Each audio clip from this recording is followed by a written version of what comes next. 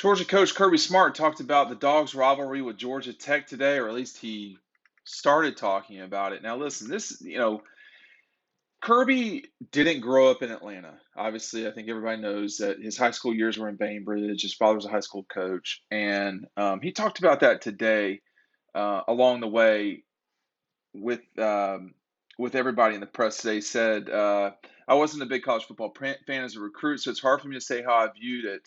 I didn't go to the Georgia Tech games. I didn't grow up going to those. I grew up going to high school football games and watching TV on Saturdays. When I got here, there's an ingrained, built-in belief that you have to beat your in-state rival. We always had conference rivals, so it became you play on something so many times that it falls on deaf ears if you say that's our rival, that's our rival, that's our rival. We don't get into that. He's talking about right now. We don't get into that because it loses its effectiveness if you use it all the time. Who's not our rival? I will discuss this in a second. We look at it as a chance to grow and become the best team we can. Yada yada yada yada. Um, I think the a couple of different things here. When when Kirby went to school at Georgia and played in the '90s, his final game at Georgia was a loss to Georgia Tech in Sanford Stadium on, stunningly, a controversial fumble call that was not called. A year later, it was missed. It was inappropriately called. So Kirby's first job at Georgia in 2016, first head coaching job at the end of the season was an inexplicable come from behind loss from the Jackets, 28-27. So I know what he's saying publicly, and he's not wrong with a lot of this stuff. But this game means a lot to him, and it means a lot to Georgia folks. One thing I want to focus on here just for a second is who's not our rival. This is something I've talked about for a long time, and I feel like I have a particular amount of expertise in this realm. Everybody can't be your rival; they just can't. And Georgia Tech is one of Georgia's rivals, and I've made the distinction.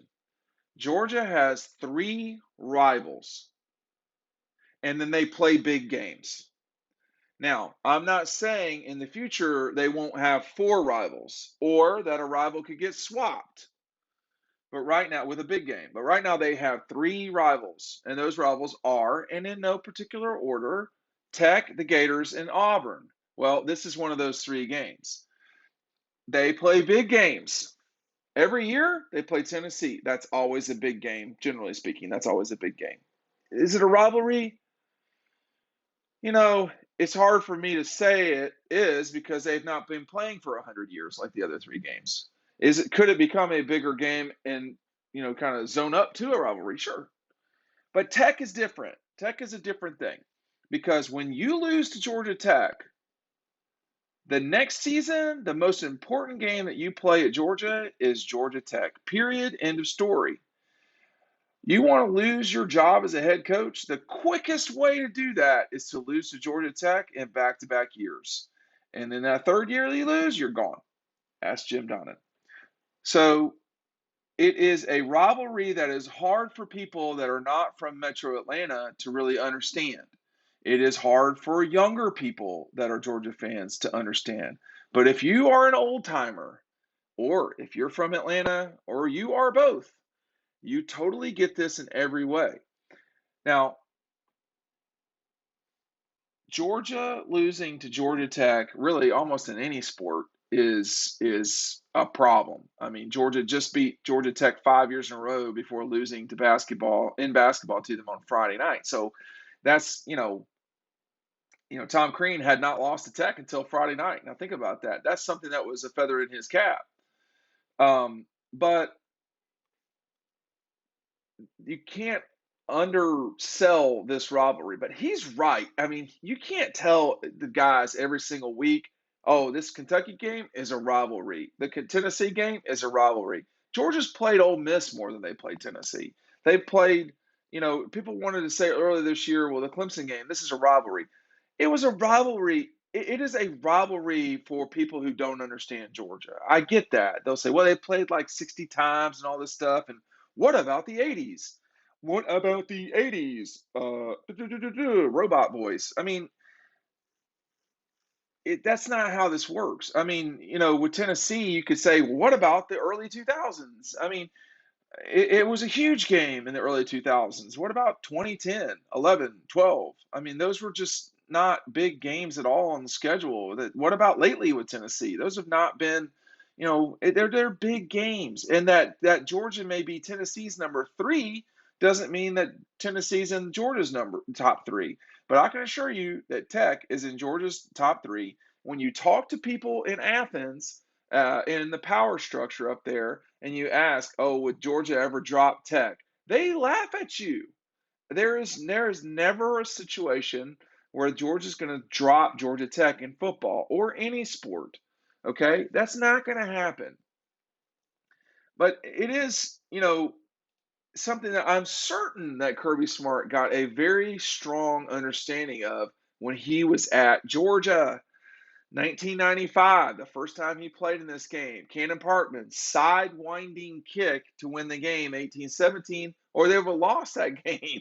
Okay, and that would have been a horrible ending for them.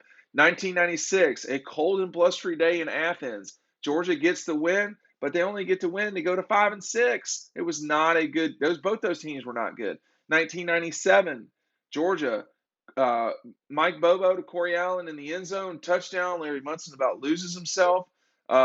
Saves what turned out to be a very good season for Georgia. They nearly lost to the Jackets that night.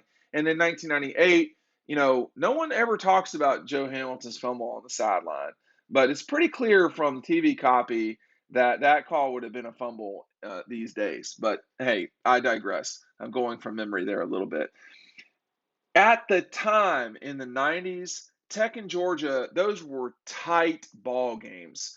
The two teams were within points of one another in the point spread. You don't have a situation like you got today where Georgia's a 5 touchdown favorite. All right, that's not there. You don't have a situation where Tech and Georgia are competing for the best athletes in the state. That hasn't happened for almost a decade now. So you can't really, if you're new to this thing, it's hard to really explain it. Georgia Tech thinks they're better than Georgia, and certainly has made that case academically for a long time. When Bobby Crimmins was the basketball coach at Georgia, the Jackets were good at basketball. They've really not been relevant since, with the exception of a year or two here and there at the turn of the century. Georgia Tech has really fallen on hard times. But if you are over the age of 35, I think, or maybe even over the age of 30, then you understand it. If you grew up in Atlanta, I don't think there's any explanation for these things. But I think, for Kirby, the part I think is exactly correct here is you can't overdo the rival thing. I mean, if you got to explain to the team, which I don't think they do, why Georgia Tech or that Georgia Tech is a rival, I mean, I just don't know what to say. I mean, that means that your team doesn't understand who they are in terms of representing Georgia, because so much of Georgia Tech is that they are not Georgia. They don't use red. Like not Jeff Collins will not allow them to have red in the building, or so he says. Um, it's not a city campus. It's not in metropolitan Atlanta, Georgia. And Tech would tell you, we're an engineering school. That's what we do. Tech mentions Georgia in its fight song. GATA is a ripoff of Georgia Tech Athletic Association, and Irk Russell getting all pissed off.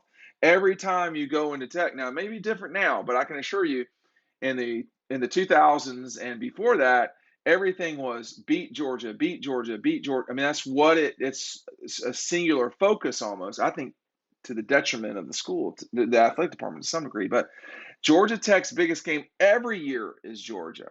Period. End of story. Georgia Tech for Georgia is the biggest game only when they lost the season before, because it's unacceptable to lose to Georgia Tech in football, period, if you're Georgia. I've said that every time they've lost to them that I've covered this team. You cannot lose to them. It is not acceptable. It is not okay, ever, period, end of story. And, there have been times when the Jackets have been better than the Dogs. '09 for sure, but Georgia beat them. I think at the turn of the century, this is why you saw a change from Jim Donnan when Jim Donnan was let go, and George O'Leary, after his first loss to Georgia with Mark, well, not his first loss to Georgia, but his first loss to Mark Richt, first and only loss to Mark Richt, departed for Notre Dame and then lost that job because of a resume snafu. Um, Things changed. I mean, from 2001 on, this rivalry has not been the same. I mean, these were dogfights in the 90s. And really, under Mark, they still actually were dogfights. I mean, you think about the '01 game, they win that with an interception late. '02 was a blowout. '03 was a solid win. '04, they had to save themselves in Athens. '05, that was a good Tech team. '05, the good Tech team, Brian McClendon in the end zone from DJ. That was a huge win, 14-7, night game on ABC. A year later with Matthew, they're down. They have to travel the length of the field to score a touchdown, and they get the 2-point conversion to Muhammad Massaquoi. 7, they beat Tech, kind of going a similar game to the 3 game, but that was whether Georgia went, if Tennessee would lose to Vandy, which they did not in overtime. Would Georgia get a chance to win the SEC and still play for a national championship? That all died that night because of that. But Georgia won that game. Then 8 was a shocking result in Athens with the Jackets down, I think 21 to. It was not close at the half, and then they just came roaring back, and Georgia's defense couldn't stop them. Just as shocking the next year in '09. But those games were tight. 10 was tight. But then you got to like 11, 12, 13 went to overtime. 14 was a Tech win. 15 was a sort of solid Georgia win. 16, obviously, Tech coming back to win 28-27, I think it was. But then 17, 18, 19. Those are just not competitive games. This game is not going to be a competitive game. But the only way for people to understand this rivalry is when Georgia Tech wins. And the only way to understand this rivalry is when, as if you grew up in Atlanta, or if you're older and you understand this. If you're from, you know, Tifton, and you grew up and like you just graduated from Georgia, I don't expect you to understand the Tech rivalry. I don't think you should have to. But Georgia only has 3 rivals. They play big games, Notre Dame, Clemson, whatever. But they play big games. It happens. But they only have 3 true rivals, and Georgia Tech is one of them. And a lot of people think they're at the top of the list. I don't, but I don't think they're number 3. So I think I'm an expert at this particular field, considering where I've grown up and how long I've done this for and so forth. You cannot lose to Georgia Tech. That is not okay. And right now, it doesn't look like Georgia's got anything to worry about on that front. We'll see, though. We'll see you over the website, dogpost.com. Thanks for watching.